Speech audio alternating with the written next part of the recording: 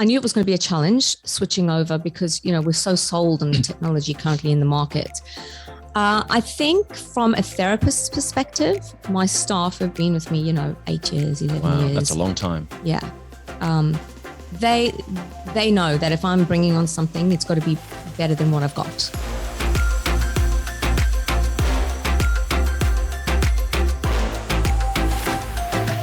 From a business perspective, and I'm not sure how many therapists you've got working for you, obviously people get used to a certain type of technology and then you're introducing something new. So from a business owner's perspective, how have you managed that process? Because I'm sure there's a lot of people listening going, that sounds great, but the whole concept of changing technology, retraining staff, getting them to adopt new habits. How have you done that? And I guess, what have you seen from a benefit, like that's benefited your business in terms of, I guess, things like safety, less complications, being able to treat a wider variety of clients and not have to worry about some of the traditional contraindications? Are you able to sort of speak on that a little bit? Yeah.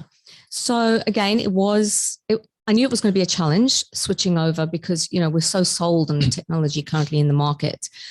I think from a therapist's perspective, my staff have been with me, 8 years, 11 years. That's a long time. Yeah. They know that if I'm bringing on something, it's got to be better than what I've got. Otherwise, what's the point? So, I think with the therapist, I said to him, the fact that we remove all that manual morning, setting up of all the consumables that you require for the technology, that's eliminated as well. Not having to wait for the machine to warm up, that's another bonus. So it's made their lives a lot easier, and also saying to them that you're not going to be sitting there for an hour or 2 hours having to focus and make sure you're not missing spots. So the actual manual task for the therapist is going to be improved.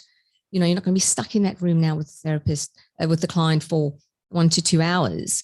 And you're not going to have to deal with trying to also assist that client with the pain levels that they're going through as well. So the therapists were absolutely thrilled and excited that they were going to be using something that for them was going to be easier to use, less manual setup time.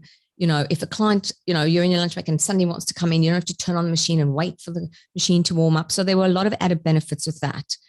From a client's perspective, it was finding a way, again, because my clients have been so loyal to me for so many years, again, they probably trust me as well. So it was having them come in, explain the technology, saying to them that obviously this is something that's going to be faster, more comfortable, more effective, that now you can come to me with your fake tan on that I used to complain to you about and say, go back and come back to me in 2 weeks. You can come, you can have a tan. You don't have to stop your treatments during summer. Also, the no risk burn factor is huge, absolutely huge. So that having the confidence knowing that it is very unlikely that a therapist is going to accidentally burn a client, and being able to reassure the client that it's going to be safer for them.